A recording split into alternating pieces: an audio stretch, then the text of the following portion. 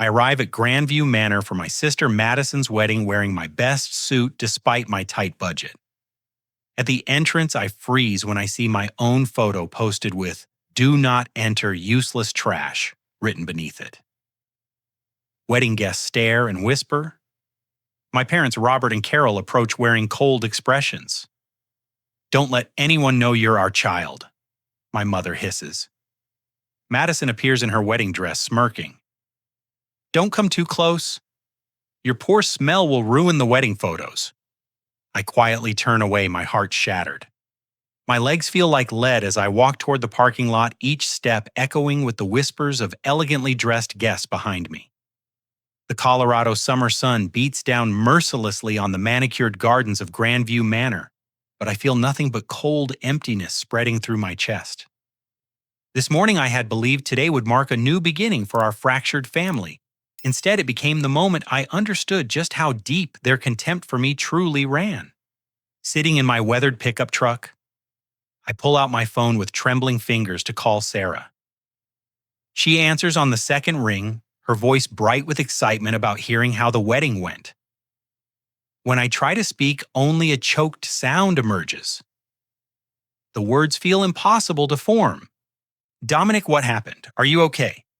Through the windshield, I watch more guests arriving in luxury vehicles, their laughter carrying across the pristine grounds. A valet approaches each car with professional courtesy, the same respect I was denied at the entrance. They posted my picture at the front gate. I finally manage. Called me trash, told me not to come in. Sarah's sharp intake of breath cuts through the phone. "That's impossible. Your own family wouldn't." "They did." The reality settles deeper with each word. My mother told me not to let anyone know I'm their child. Madison said my smell would ruin her photos. The memories cascade now, unstoppable and painful. Growing up in our suburban Denver home, Madison had always been the golden child. While she earned perfect grades and wore the homecoming crown, I struggled with dyslexia and found my calling with my hands instead of books. After high school, she attended the University of Colorado on an academic scholarship, while I started working construction, determined to build something meaningful with honest labor. Our parents, both prominent attorneys at Sterling and Associates, never hid their disappointment in my chosen path. Every family gathering became a showcase for Madison's achievements and a subtle commentary on my failures. When she graduated summa cum laude with her business degree, they hosted a celebration dinner at the country club. When I completed my certification as a licensed contractor, they forgot to acknowledge it entirely. The divide grew wider when Madison started dating Trevor Whitman, heir to a real estate empire worth $50 million. Suddenly, family dinners became business strategy sessions where I had no place. Trevor's family owned half the commercial properties in downtown Denver, and my parents saw opportunity in every conversation. Madison transformed from my sometimes difficult but loving sister into someone who looked through me like I was invisible. For the past 6 months, I worked double shifts and weekend jobs to afford a proper wedding gift in this Navy suit. Every overtime hour was motivated by hope that maybe, just maybe, this celebration could bring us back together. I researched the perfect gift, a hand-carved jewelry box made from Colorado aspen wood, and spent weeks crafting it in my tiny garage workshop. Now staring at the manor's imposing facade, I realize how naive I had been. The security guard approaches my truck, his expression stern but not unkind. "Sir, I'm going to have to ask you to leave the property. The family specifically requested your removal." The family. The words taste bitter. I am family. His face softens slightly. "I'm sorry, sir. I'm just following orders." I start the engine and drive to Murphy's Diner 3 miles down the road, still wearing my carefully chosen suit. The waitress, a woman in her 60s with kind eyes and graying hair, notices my distress immediately. Her name tag reads Betty. "Rough day, honey?" she asks, refilling my coffee cup without being asked. "My sister's wedding." The explanation feels absurd even to my own ears. They don't want me there. Betty sits across from me in the worn vinyl booth, ignoring the other customers. Family can hurt us deeper than strangers ever could. What's your name? Dominic. Well, Dominic, sometimes the people who are supposed to love us the most are the ones who forget how. But that says everything about them and nothing about you. Her wisdom penetrates the fog of my pain. For the first time since leaving the manor, I take a full breath. Then my phone buzzes with a text from an unknown number. The photo is just the beginning. Check your email. You need to see what they're really planning for you. My blood turns to ice as I stare at the message. Betty notices my expression change. What is it? Someone wants me to check my email about my family. I open my laptop with hands that won't stop shaking. I don't think I want to know what's coming next. The diner's fluorescent lights flicker overhead. As I log into my email account, Betty watching with growing concern. The mysterious message came from a Gmail address I don't recognize, Truth-Teller 2024. My inbox shows one new message with the subject line, "What they really think of you." My cursor hovers over the email for several seconds before I find the courage to click. What I discover makes my stomach drop like a stone falling into a deep well. The email contains a collection of leaked documents from Madison's wedding coordinator, a woman named Patricia Chen, who apparently decided conscience outweighed her professional discretion. The first attachment is a detailed timeline labeled Dominic Management Plan with instructions that make my hands clench into fists. According to the document, my public humiliation was carefully orchestrated. The photo at the entrance was just the opening act. They had planned to have security create a fake incident during the ceremony, claiming I was drunk and disorderly. Madison was supposed to give a speech about family disappointments during the reception, using me as a cautionary tale about wasted potential. But the financial spreadsheet hurts worse than the timeline. They allocated $3,000 specifically for Dominic removal and public statement services. $3,000 spent not on flowers or music, but on destroying what remained of my dignity.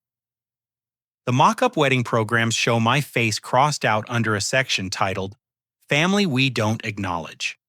Below my photo, they included a fabricated quote attributed to our grandfather, "Some branches must be pruned for the tree to grow strong." Betty reads over my shoulder, her expression growing more horrified with each revelation. "This is systematic cruelty," she whispers. "This isn't just wedding day nerves or family tension. This is deliberate."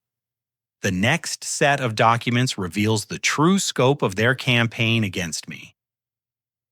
Text message screenshots between Madison and our cousin Jessica show a year-long conspiracy designed to isolate me completely. They've been spreading lies throughout our extended family, claiming I have drug addiction problems, a criminal record, and that I stole money from our grandmother Margaret. "Look at this," I tell Betty, pointing to a particularly vicious exchange. Madison wrote to Jessica, "Dominic is becoming too confident. We need to make sure he knows his place before the wedding. Can you call Aunt Linda and tell her about his arrest again?" Jessica responded, "Already did. She's horrified. Should I mention the rehab story to Uncle Tom?" "Perfect. Trevor thinks we should also contact his job references. Make sure he can't get decent work anywhere in the Denver area."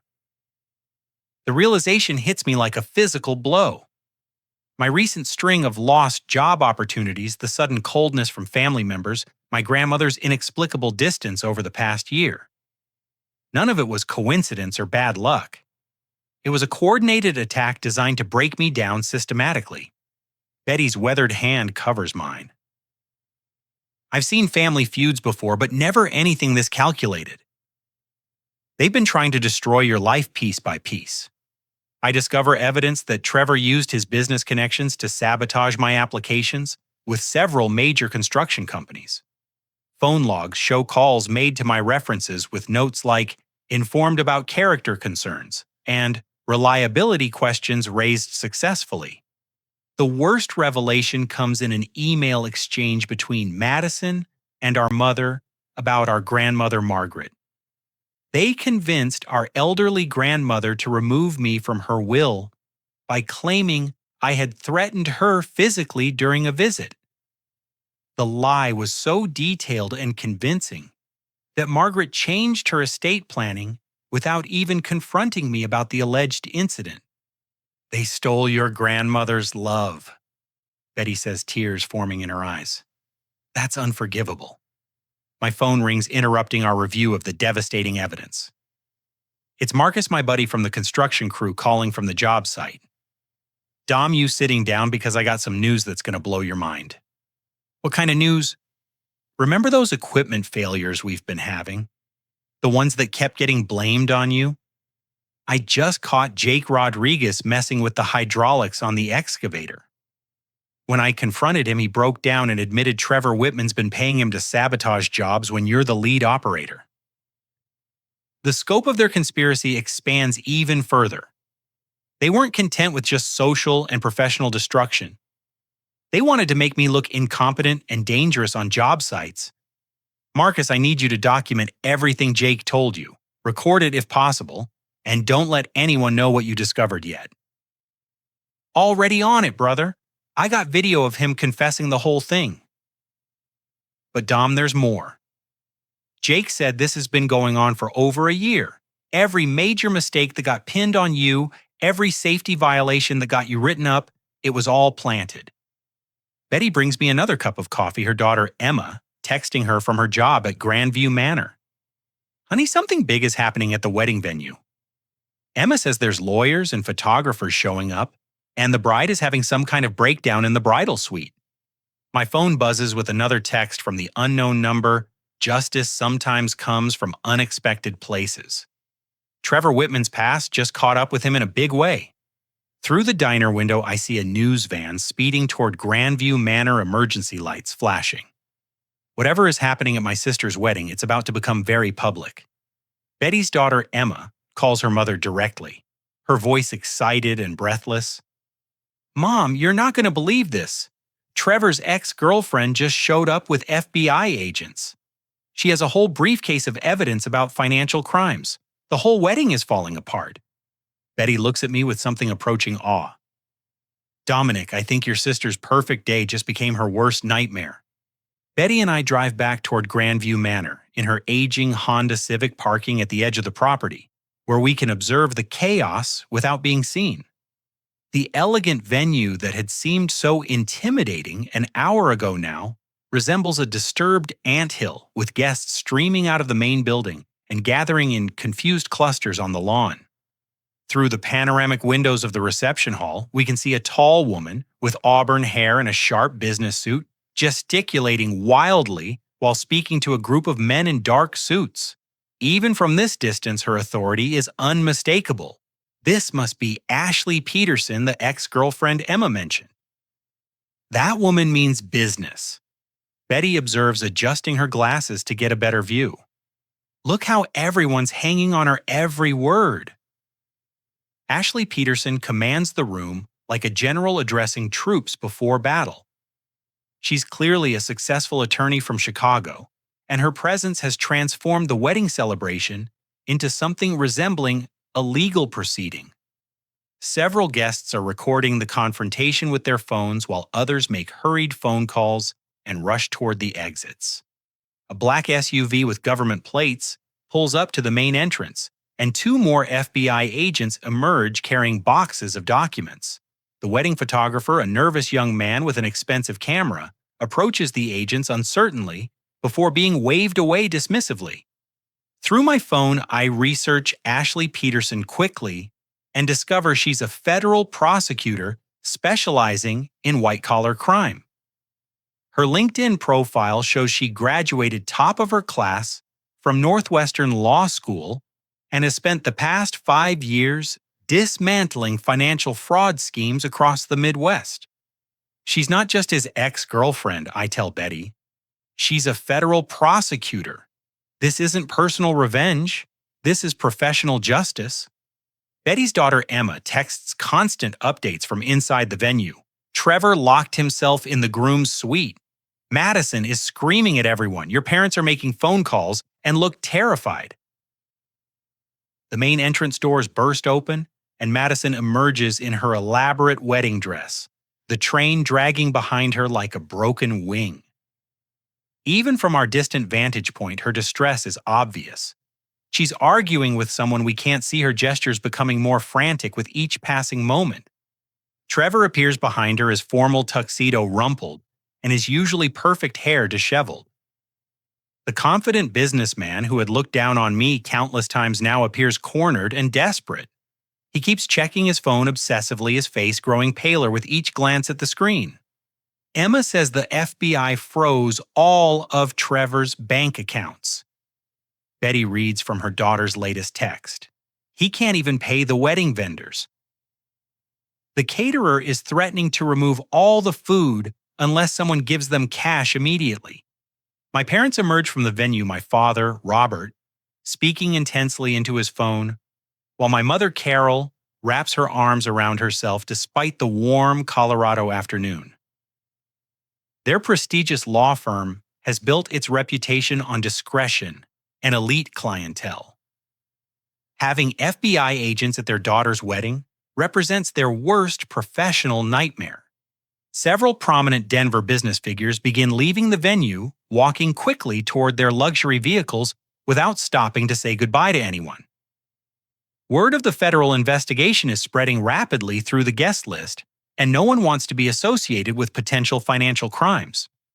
The rats are abandoning the ship, Betty observes with dark satisfaction. All those people who thought they were better than you are running scared now. A news van from Channel 7 pulls into the parking lot, followed quickly by vehicles from 2 other local stations.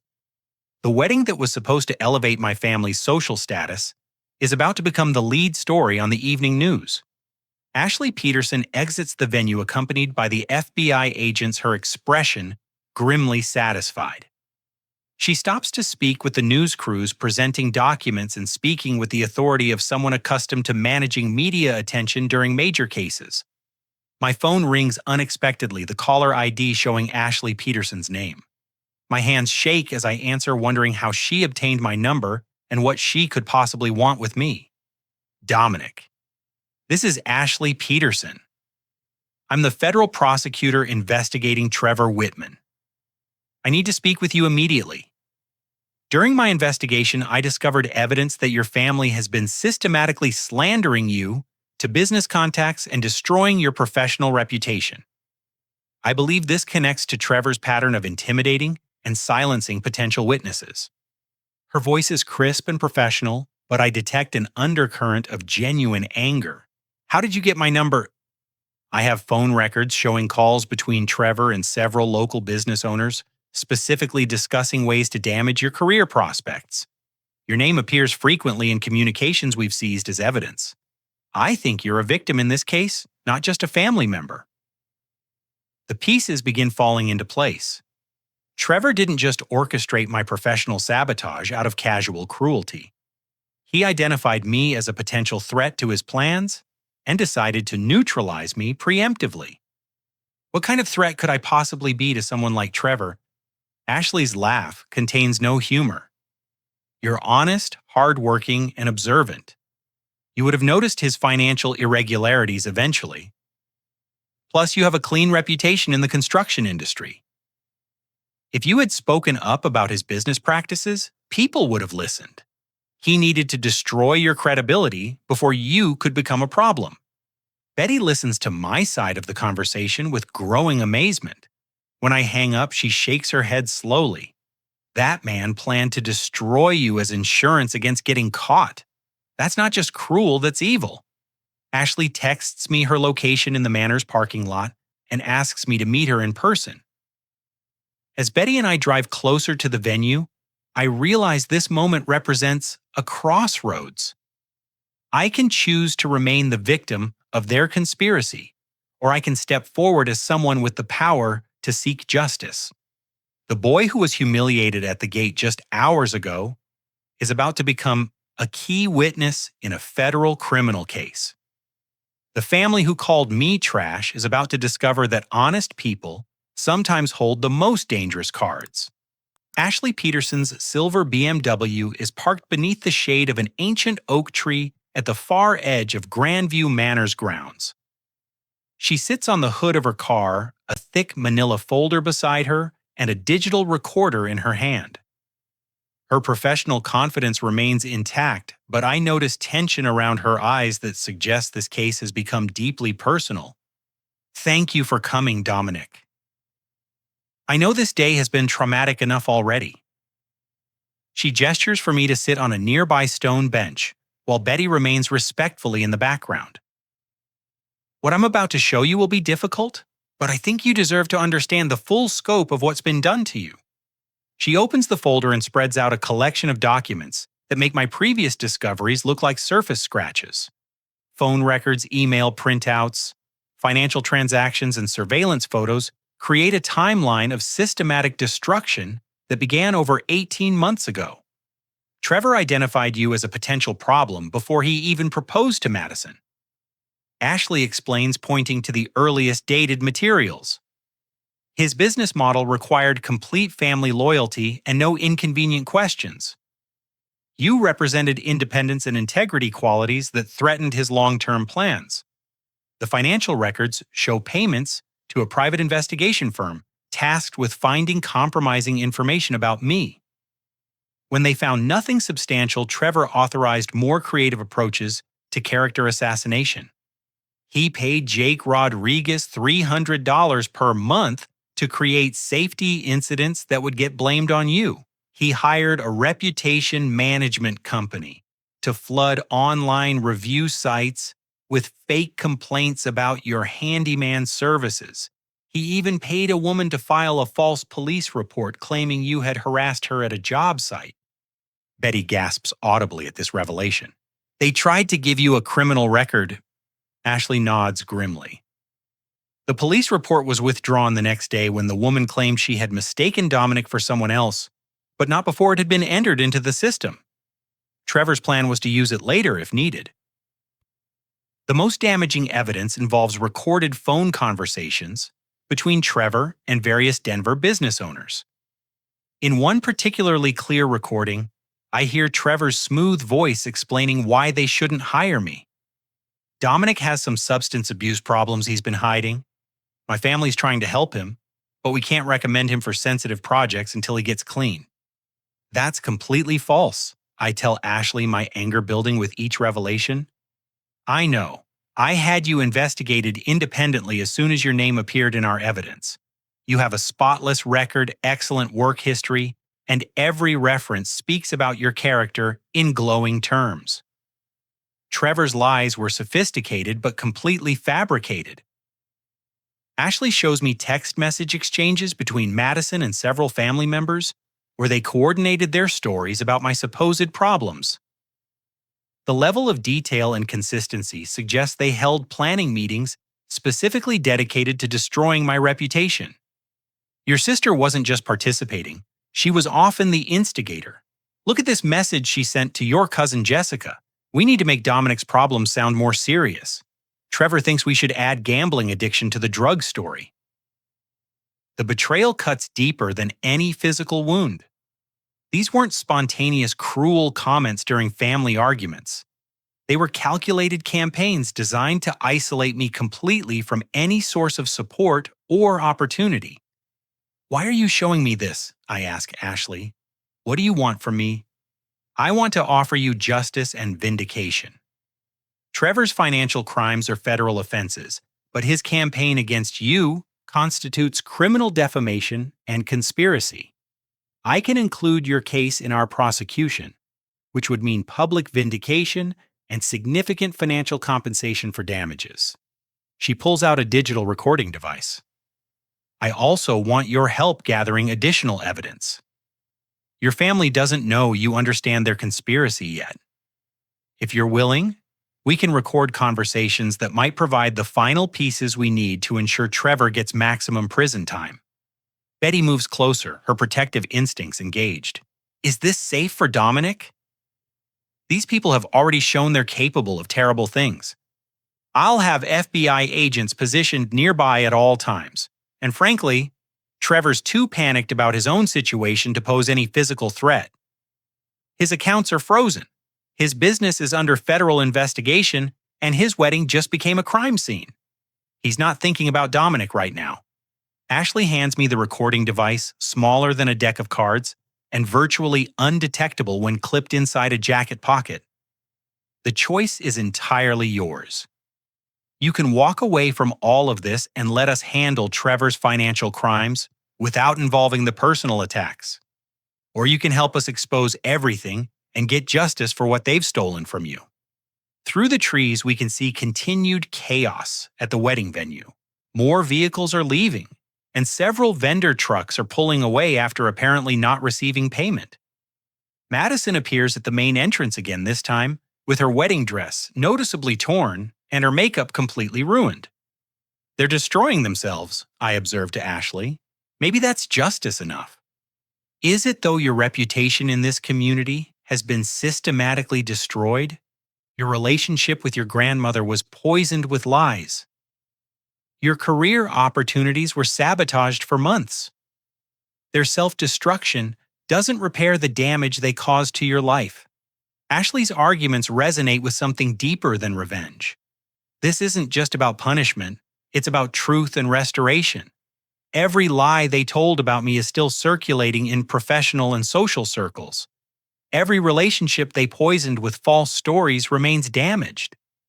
What would I need to do? Walk back into that venue like you belong there. Find Madison and your parents. Let them talk about their plans and their motivations. People in crisis often reveal more truth than they intend to. Betty places a supportive hand on my shoulder. Whatever you decide, I'm proud of how you're handling this situation. A lesser man would have been broken by their cruelty. I clip the recording device inside my jacket pocket and check that it's properly concealed. The weight feels both insignificant and monumental. In a few minutes, I'll walk back into the venue where I was humiliated, but this time, I'll carry the power to expose every lie and reclaim every stolen piece of my life. One more thing, Ashley adds as I prepare to leave. Trevor's desperate now, really desperate. Desperate people do unpredictable things and often reveal secrets they've been keeping. Be prepared for revelations that might shock even you. As I walk toward Grandview Manor, no longer the broken man who left earlier, I realize that sometimes the greatest victories come not from avoiding battles, but from choosing to fight them at exactly the right moment. I enter Grandview Manor through the main doors with steady steps, my posture straight, and my expression calm, despite the chaos surrounding me. The elegant foyer that intimidated me hours ago now appears smaller, somehow less imposing than a federal investigation and the truth I carry in my jacket pocket. Wedding guests mill about in confusion, their expensive outfits contrasting sharply with their bewildered expressions. I recognize several prominent Denver families, all looking decidedly uncomfortable as they whisper among themselves and steal glances toward the bridal suite. The venue coordinator, a stressed-looking woman in her 40s, approaches me hesitantly. "Excuse me, sir, but I believe there was some confusion earlier about your attendance." "There's no confusion," I reply with quiet confidence. "I'm exactly where I need to be." Madison sits alone in the bridal suite, her elaborate wedding dress spread around her like the petals of a wilted flower. She's drinking champagne directly from the bottle, her carefully applied makeup streaked with tears and mascara. When she sees me enter, her expression cycles rapidly through shock, fear, and defiance. "You came back." Her voice carries a mixture of surprise and something that might be relief. "I thought, after what happened at the gate, you thought I'd stay broken." I settle into the chair across from her, making sure the recording device captures every word clearly. "You thought I'd disappear like you planned." Madison takes another drink from the champagne bottle, her hands trembling slightly. "Everything's falling apart, Dominic. Trevor's been lying to everyone. The FBI says he's stolen millions of dollars. My perfect wedding, my perfect life, it's all fake." "Tell me about the photo at the entrance, Madison. Whose idea was that?" She looks up sharply, perhaps sensing something different in my tone. It wasn't supposed to be that cruel. Trevor said we just needed to keep you away from his family's important guests. He said your presence would raise questions about our background. What kind of questions? About our family's finances, about Dad's law firm. Trevor said having a construction worker brother would make people think we weren't successful enough to be trusted with their money. The recording device captures every admission. Madison, loosened by alcohol and stress, begins revealing details she would never share under normal circumstances. He made me choose Dominic. Between you and him, between our family's future and our past. He said successful families don't have weak links. My parents burst through the bridal suite doors, their faces flushed with panic and anger. My father, Robert, still clutches his phone, while my mother, Carol's usually perfect hair appears disheveled from running her hands through it repeatedly. Madison, what are you telling him? Carol demands, noticing my presence with obvious alarm. Dominic, you need to leave immediately. The family has enough problems without your drama. My drama. I remain seated, letting the recording device capture their natural reactions. I'm not the one with FBI agents freezing my bank accounts. Robert's face darkens. That's exactly the kind of attitude that proves Trevor was right about you. This family has worked for decades to build our reputation, and you've always resented our success. Tell me about the campaign to destroy my reputation, Dad. Tell me about the phone calls to my potential employers. The color drains from Robert's face. I don't know what you're talking about. Carol moves protectively closer to Madison. We did what was necessary to protect this family's future. Trevor offered us opportunities we couldn't refuse. Partnership in his real estate ventures, connections to major clients, financial security we never had before.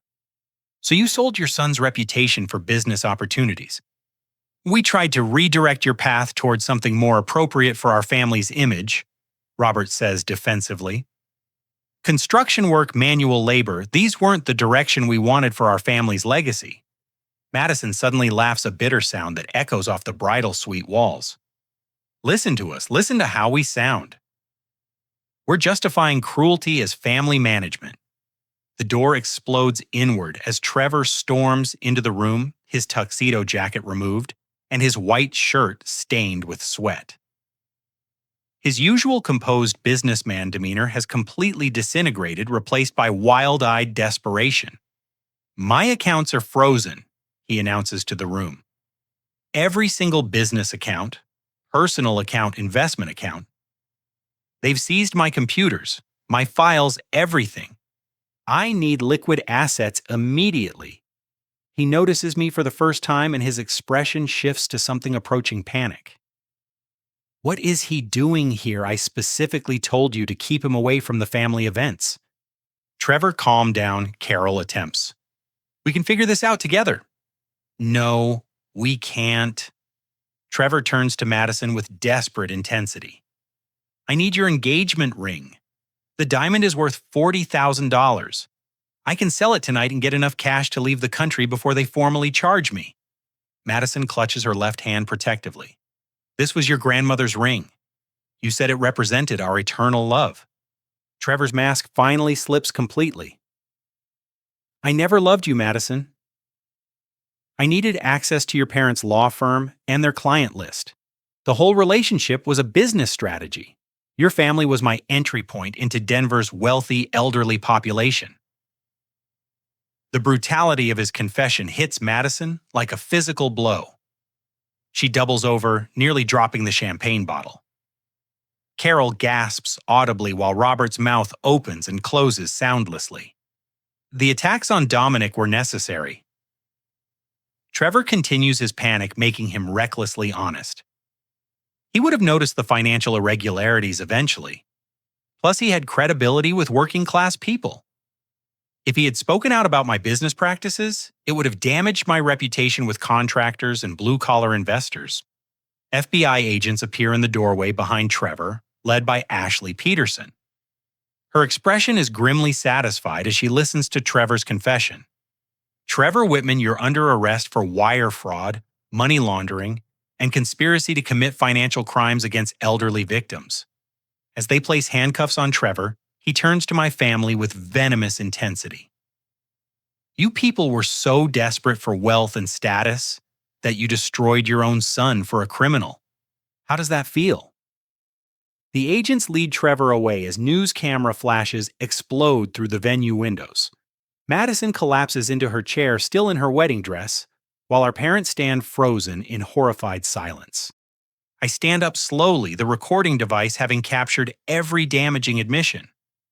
The boy they called trash now holds evidence that will vindicate his reputation and expose their corruption. Ashley Peterson is a federal prosecutor, I tell my stunned family. Everything you just said is evidence in a criminal case. The question now is what you're going to do about the lies you've spread and the damage you've caused. Through the bridal suite windows, we can see news crews interviewing wedding guests and FBI agents carrying boxes of evidence from Trevor's car. The wedding that was supposed to elevate our family's status has become their most public humiliation. The reckoning I never expected has arrived, delivered not by my planning, but by the natural consequences of their choices and Trevor's criminal arrogance. As my family sits in stunned silence, processing Trevor's devastating confession, and arrest a commotion outside draws our attention to the bridal suite windows. A burgundy Cadillac DeVille pulls up to the venue's main entrance, moving with deliberate slowness despite the chaos surrounding it. My grandmother Margaret emerges from the driver's seat, her 82-year-old frame moving with surprising strength and purpose. She wears a simple navy blue dress and carries a worn leather folder that I remember from childhood visits to her ranch in Colorado Springs. Margaret surveys the FBI vehicle's news crews and scattered wedding guests with the calm assessment of someone who has seen many storms in her long life. Grandmother's here. Madison whispers, her voice filled with dread. She wasn't supposed to come. We told her the wedding was postponed. Carol moves toward the window anxiously. She must have seen the news reports. Robert, what are we going to tell her? My parents exchange panicked glances, realizing that Margaret's arrival complicates their damage control efforts. My grandmother has always possessed an uncanny ability to see through deception and manipulation qualities that made her a successful ranch owner and businesswoman for over 5 decades. Margaret enters the bridal suite with quiet authority, her presence immediately commanding attention from everyone in the room. She takes in Madison's tear-streaked face, our parents' obvious distress, and my surprisingly calm demeanor with sharp intelligence. I drove 3 hours from Colorado Springs after seeing the news reports about federal agents at my granddaughter's wedding. She announces, her voice carrying the slight Western accent that becomes more pronounced when she's angry. Someone needs to explain what's been happening in this family. She places the leather folder on the bridal suite table and fixes each family member with a penetrating stare. But first, I have some things to say about how my grandson Dominic has been treated. Robert attempts to speak first. Mother, this is a very complicated situation. There are factors you don't understand. Stop talking, Robert. Margaret's command silences him immediately. I understand more than you think. For the past 6 months, I've been conducting my own investigation into this family's behavior. She opens the leather folder and spreads out documents that make my parents step back in shock. Private investigator reports, recorded phone conversations, and detailed timelines create a comprehensive picture of their conspiracy against me. You thought I believed Madison's lies about Dominic threatening me. You assumed I was too old and confused to recognize manipulation. Margaret's laugh contains decades of accumulated wisdom and disappointment. I hired Detective Franklin Morrison to document every lie you told, every reputation you tried to destroy, every cruel plan you implemented. Madison stares at the evidence in horror. Grandmother, we were trying to protect the family's future by destroying your brother's character and isolating him from everyone who loved him. Margaret turns to face Madison directly.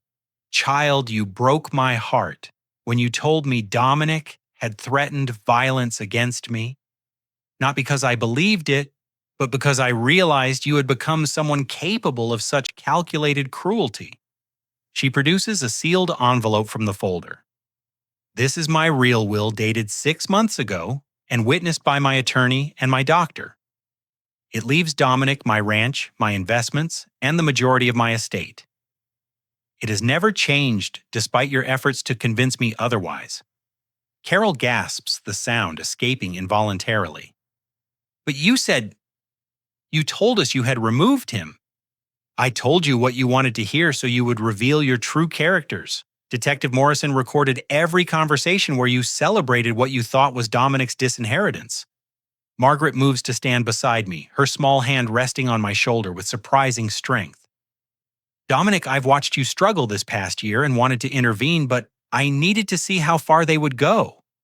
I needed to understand who my family really was beneath their public facades. She produces another set of documents from the folder. These are business loan applications your parents submitted using my ranch as collateral without my knowledge. They plan to partner with Trevor in his real estate schemes using my property as security for their investments. Robert's face turns ashen. Mother, we can explain. You forged my signature on financial documents, Robert. You committed fraud using my assets. Detective Morrison has evidence of everything. The scope of their betrayal expands beyond personal cruelty into criminal territory. They weren't just destroying my reputation. They were stealing from Margaret to fund their partnership with Trevor. Margaret turns to address Madison with sorrowful eyes. Your wedding coordinator, Patricia Chen, contacted me weeks ago. She was troubled by the cruelty she was being asked to facilitate and wanted to ensure I understood what was being planned for my grandson. Patricia sent you the timeline about humiliating Dominic.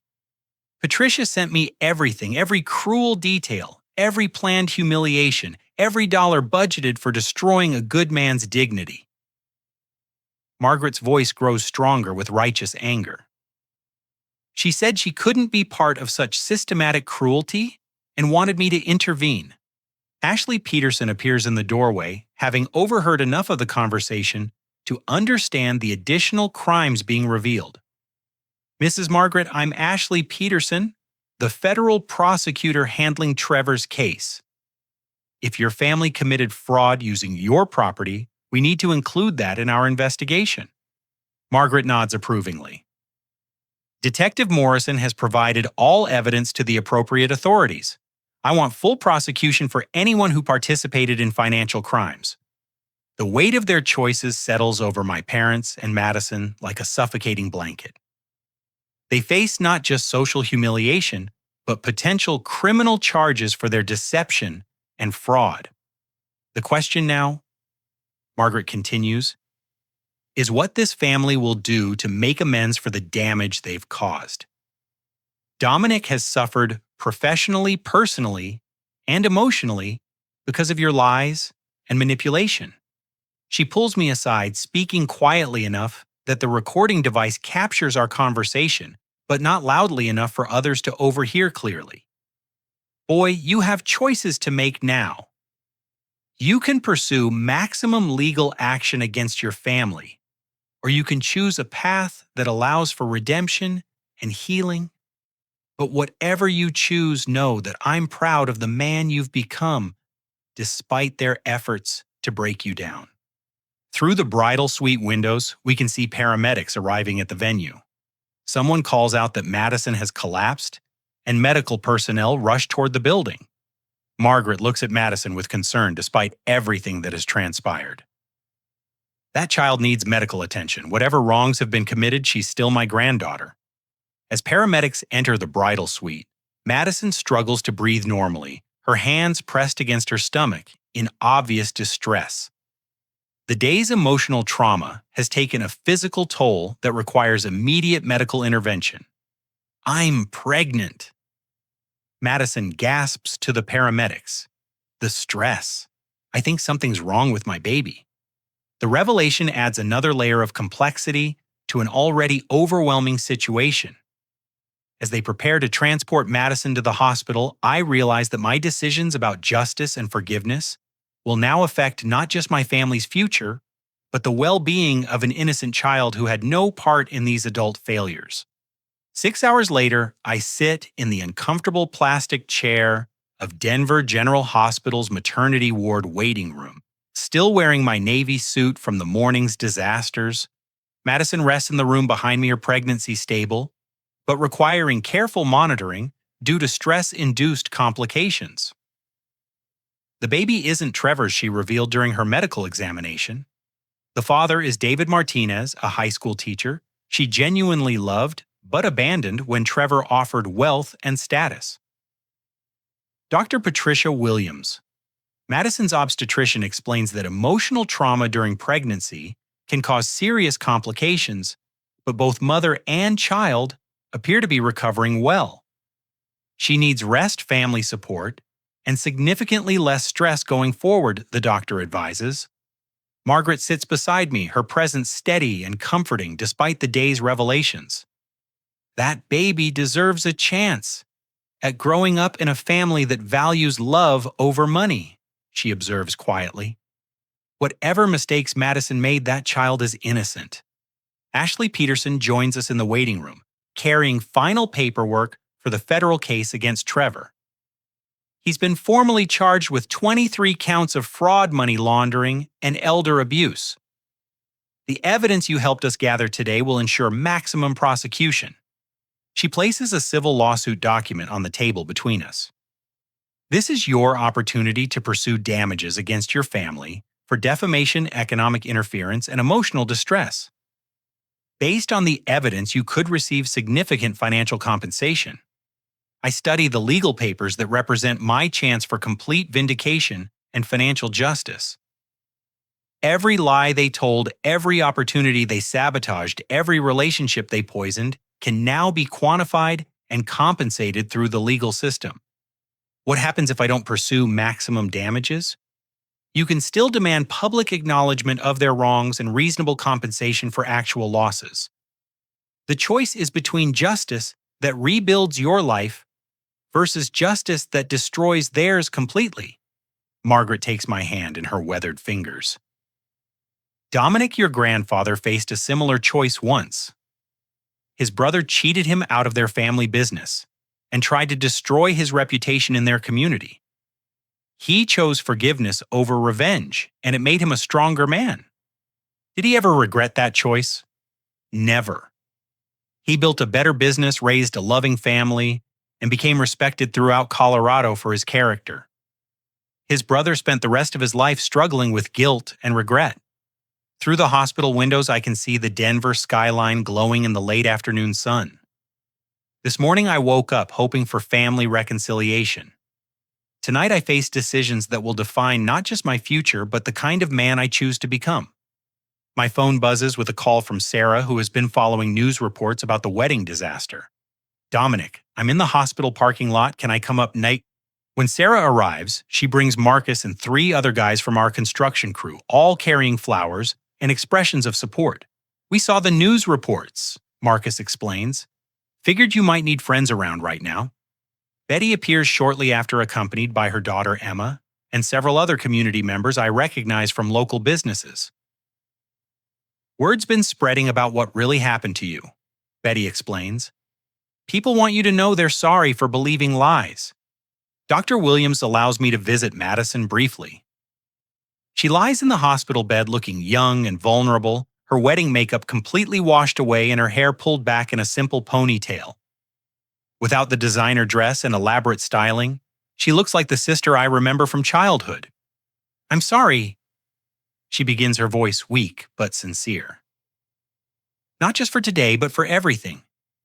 I let Trevor convince me that your honest life made our family look unsuccessful.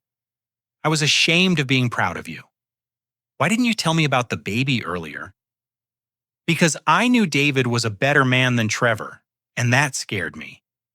David teaches 4th grade and coaches Little League. He's everything good that I was trying to avoid because it reminded me of you. She struggles to continue speaking. Trevor made me believe that success meant being ashamed of decent people. But decent people like you and David, you're the ones who make life meaningful. Over the following weeks, I make my decisions about justice and family. I choose not to pursue maximum legal damages against my parents and Madison, but I do demand public acknowledgement of their campaign against me and reasonable financial compensation for my actual losses. Robert and Carol issue public statements through their law firm acknowledging their participation in false statements about my character and apologizing to the business community for their deception. They face professional sanctions from the Colorado Bar Association, but avoid criminal prosecution for the forged documents involving Margaret's property. Madison chooses to raise her son as a single mother, naming him Michael after our grandfather. David Martinez. The baby's father proves to be as decent as Madison described, offering support and love without judgment for her past mistakes. Margaret deeds me 20 acres of her ranch in Colorado Springs and provides startup capital to launch Morrison Construction Company, named after the grandfather I never got to meet. Build something that lasts, she tells me. Something based on integrity instead of image. The business thrives beyond my wildest expectations. Word spreads through Colorado's construction industry about quality work, fair pricing, and absolute honesty in all dealings. I hire workers who've been overlooked by other companies, creating opportunities for people who understand the value of second chances. Ashley Peterson becomes a trusted friend and legal advisor, helping me navigate the complexities of business ownership and federal contracting opportunities. Character always wins in the end, she reminds me during our monthly lunch meetings. It just sometimes takes longer than we'd like. My relationship with Sarah deepens through the crisis, and we plan our own wedding for the following spring at Margaret's ranch. I want something completely different from Madison's disaster, I tell Sarah. Something real simple and focused on love instead of image. Betty from Murphy's Diner becomes like a second mother, offering wisdom and support during difficult decisions about family relationships. Her kindness on the worst day of my life created a friendship that enriches every day since. 1 year after Madison's destroyed wedding, I host a barbecue at my new ranch home for everyone who supported me during the crisis. Marcus and the construction crew, Ashley and her family, Betty and Emma, David and Madison, with baby Michael, and even my parents who are slowly learning to value character over status. Margaret sits in the place of honor, watching her great-grandson play in the yard, where she once raised her own children. You know what I'm most proud of? She asks me as the sun sets behind the Rocky Mountains. You chose to be better instead of bitter. You built something beautiful from the worst thing that ever happened to you. As I watch baby Michael take his first steps across the ranch property that will someday be his inheritance, I realize that the cruelest moment of my life led to the most meaningful period of my existence. The family who called me trash discovered that honest work and genuine relationships create treasures that no amount of money or status can purchase. Sometimes the greatest gift people can give you is their rejection, because it forces you to become who you were always meant to be. The boy who was humiliated at the wedding gate became the man who learned that true success is measured not by what others think of you, but by who you choose to become when facing the worst they can offer.